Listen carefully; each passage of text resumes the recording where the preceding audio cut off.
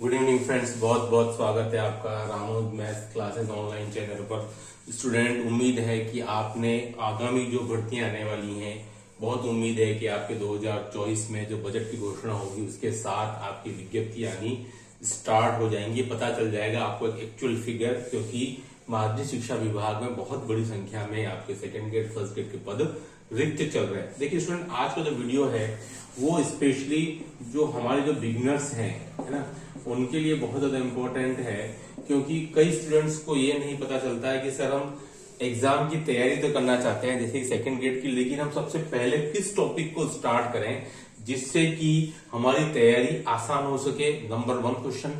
Number 2 question की sir क्या 11th-12th के साथ में बीएससी पार्ट का भी पोर्शन पैरेलल पढ़ा जा सकता है? ये 2 क्वेश्चन है। नंबर 1 क्वेश्चन तो क्या होता है कि भाई सर हम स्टार्ट किस टॉपिक से करें, है ना। ये सबसे इंपॉर्टेंट है कि इतने सारे टॉपिक्स दिए हुए हैं, क्या हम जैसा जैसा सिलेबस में लिखा हुआ है 9-10 सबसे पहले, देन एलजेब्रा वैसे किया जाए, या फिर क्या करें, या फिर क्या 11th-12th है वो पैरेलल पढ़ा जा सकता है क्या बीएससी पार्ट के साथ? क्योंकि आपको पता है कि 2022 में जो पेपर आया था उसमें बीएससी पार्ट की इंपॉर्टेंस बहुत ज्यादा बढ़ गई थी।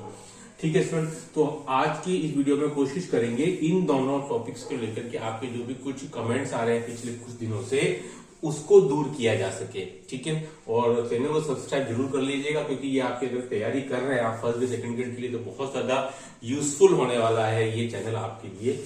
देखिए शुरू करते हैं स्टूडेंट कि हम किस टॉपिक से स्टार्ट करें। तो देखिए स्टूडेंट, अगर आप सेकंड ग्रेड की तैयारी कर रहे हैं तो स्टूडेंट मैं आपको बोलूंगा कि आप सबसे पहले आपका टॉपिक लें ट्रिग्नोमेट्री, है ना। ट्रिग्नोमेट्री ये एक ऐसा टॉपिक है जिसको कि आपको सबसे पहले स्टार्ट में पढ़ना चाहिए, क्योंकि आप इसको पढ़ने के बाद में आप देखेंगे कि आप इसके बाद में अगर कैलकुलस पढ़ते हैं तो उसमें भी ट्रिग्नोमेट्री के फॉर्मूले आते हैं। इवन 2D 3D पढ़ते हैं स्टूडेंट, उसमें भी ट्रिग्नोमेट्री के फॉर्मूले आते हैं। यानी कि ट्रिग्नोमेट्री के फॉर्मूले स्टूडेंट हर जगह पे आ जाते हैं। ठीक है, इसलिए इसकी इंपॉर्टेंस सबसे ज्यादा है। तो मैं आपसे निवेदन करूंगा कि आप सबसे पहले नंबर 1 टॉपिक जो है वो आपका ट्रिग्नोमेट्री को ही रखें हमेशा।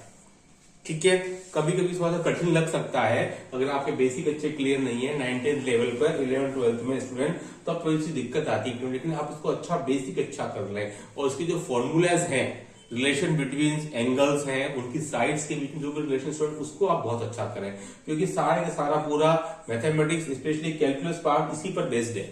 ठीक है, तो आप मेरे ख्याल से आपको स्टार्ट में जो टॉपिक है स्टूडेंट वो ट्रिग्नोमेट्री से करना चाहिए। मैं बता दूं फर्स्ट ग्रेड में ये टॉपिक नहीं है। ठीक है, तो मैं बात कर रहा हूं अभी सेकंड ग्रेड के लिए। ठीक है, अब देखिए बात करते हैं कि क्या 11th-12th के साथ में बीएससी पार्ट के टॉपिक पढ़े जा सकते हैं? तो यस, मेरे ख्याल से आप बिल्कुल पढ़ सकते हो 11th-12th के साथ बीएससी पार्ट के टॉपिक। लेकिन आप किन किन टॉपिक्स को पढ़ सकते हैं उसको लेकर के भी ये वीडियो आपकी बहुत मदद करने वाला है।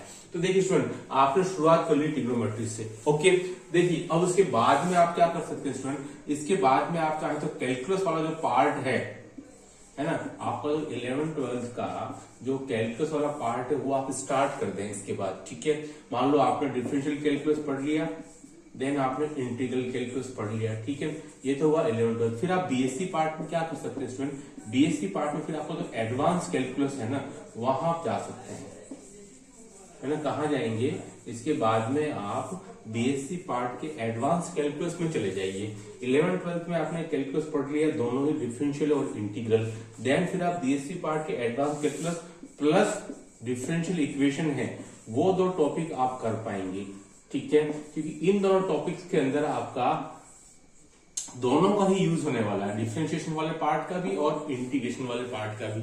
तो आपके 2 टॉपिक तो 11th-12th के तैयार देंगे जो कि बड़े टॉपिक हैं, और यहां से भी आपके जो टोटल 10 टॉपिक है आपके बीएससी पार्ट के, उसमें से ये 2 टॉपिक और भी तैयार हो जाएंगे जो बहुत लेंदी है, स्पेशली दोनों ही, स्पेशली आपका एडवांस कैलकुलस तो बहुत लेंदी है। ठीक है, मेरी बात आप समझे होंगे कि start from trigonometry and then later on, ठीक है, आपको कैलकुलस के 11th-12th शुरू कर देना है, इसको अच्छे से कर लेना है आपके। ठीक है, उसके बाद में फिर आप डिफरेंशिएशन और इंटीग्रेशन को कर लें 11th-12th के बढ़िया तरीके से। पहले आप चाहो तो एनसीईआरटी की बुक पकड़ लें, उसके बाद में आप चाहो तो आर.डी. शर्मा या आपके एररलेस वाली जो बुक है वो उससे भी आप कर सकते हैं। ठीक उसके साथ में आप एडवांस कैलकुलस को भी पढ़ सकते हैं और डिफरेंशियल इक्वेशन को भी स्टूडेंट आप सोल्व कर सकते हैं। ठीक है, तो आप ये मेरे को आप जो अगर आप ये वाला ऑर्डर रखते हैं तो आपका 11th-12th का पार्ट भी कंप्लीट होगा स्टूडेंट, और साथ साथ आपका बीएससी पार्ट भी कंप्लीट हो जाएगा। ठीक है, अब देखिए स्टूडेंट, कैलकुलस के बाद में मैं आता हूं आपके पास में वेक्टर वाले पार्ट को लेकर के, है ना, वेक्टर। ठीक है, देखिए स्टूडेंट, नंबर 3 पर आप जो वेक्टर जो है 11th-12th का वो आप कंप्लीट कर लें। ठीक है, बहुत ही सिंपल है। उसके बाद स्टूडेंट आप बीएससी पार्ट के वेक्टर को पढ़ें, है ना, बीएससी पार्ट के वेक्टर को। ठीक है, ये भी एक अच्छा पार्ट है, इससे भी लगभग आपके 4 to 5 क्वेश्चन आते हैं, और 11th-12th से भी आपके लगभग 4 to 5 क्वेश्चन आते हैं स्टूडेंट। ठीक है, तो आप यहाँ भी 11th-12th के साथ में बीएससी पार्ट के वेक्टर को भी पैरेलली चला सकते हैं, कोई मुश्किल वाली बात नहीं है। एक छोटा सा टॉपिक है, दोनों मिलाकर के स्टूडेंट आपके 10 दिन में कंप्लीट हो जाने वाले हैं। 5 दिन इसको दो, 5 दिन इसको दो, है ना, एनफ है।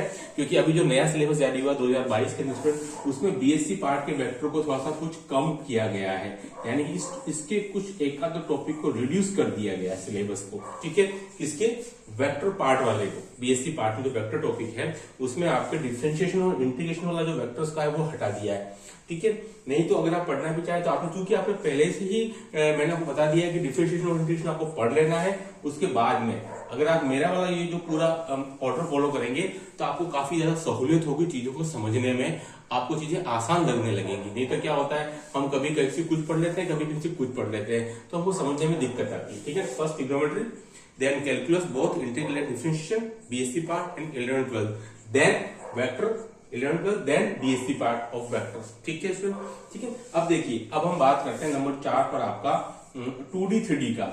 ठीक है, 2D 3D का आप अच्छे से कर लें, क्योंकि 2D में आपको फिगर बनाना आ जाएगा, चित्र बनाना, देन 3D में आपके पास में वेक्टर पार्ट और आपके कार्टेशियन दोनों ही है। क्योंकि आपने वेक्टर पहले से समझ लिया है, इसलिए आपकी यहाँ मदद हो जाएगी। 3D में आपको दोनों में पढ़ना है, 3D में 11th-12th की अगर मैं बात करता हूँ स्टूडेंट कि कार्टेशियन में और वेक्टर दोनों में।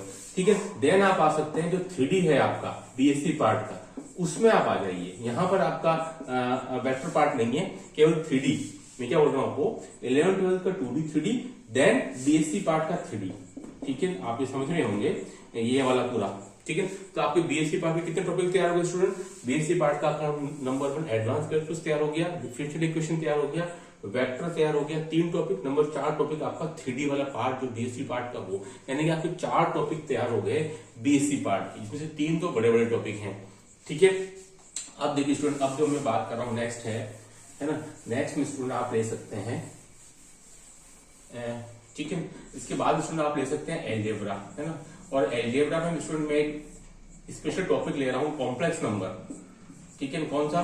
That is complex number. तो स्टूडेंट देखेंगे कॉम्प्लेक्स नंबर पढ़ने के बाद में आप, ये तो हुआ 11th-12th कॉम्प्लेक्स नंबर, जहां से कि आपके लगभग 2 क्वेश्चन आते हैं।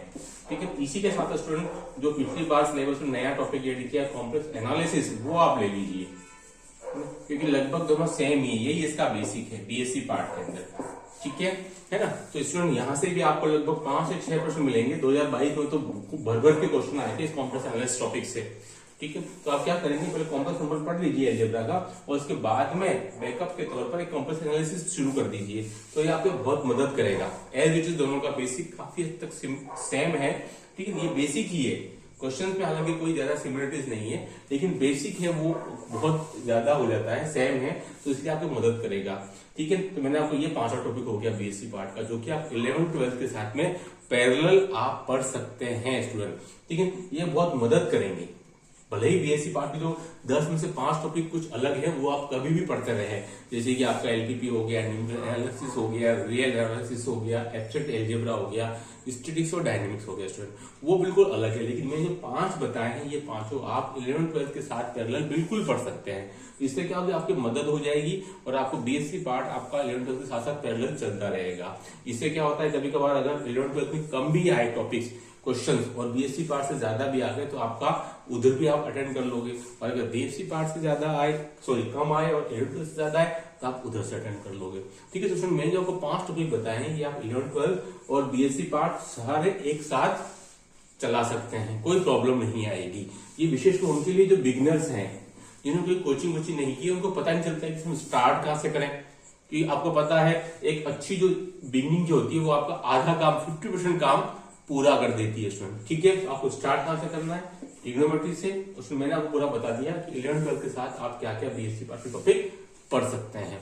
ठीक है स्टूडेंट, अब नेक्स्ट वीडियो में मैं आपको कोशिश करूंगा कुछ क्वेश्चन सोल्व करवाते जाए अपन टॉपिक वाइज। बस आप चैनल को सब्सक्राइब कर लें और वीडियो को पूरा देखते रहें। Do like share subscribe channel. Okay, thanks, धन्यवाद।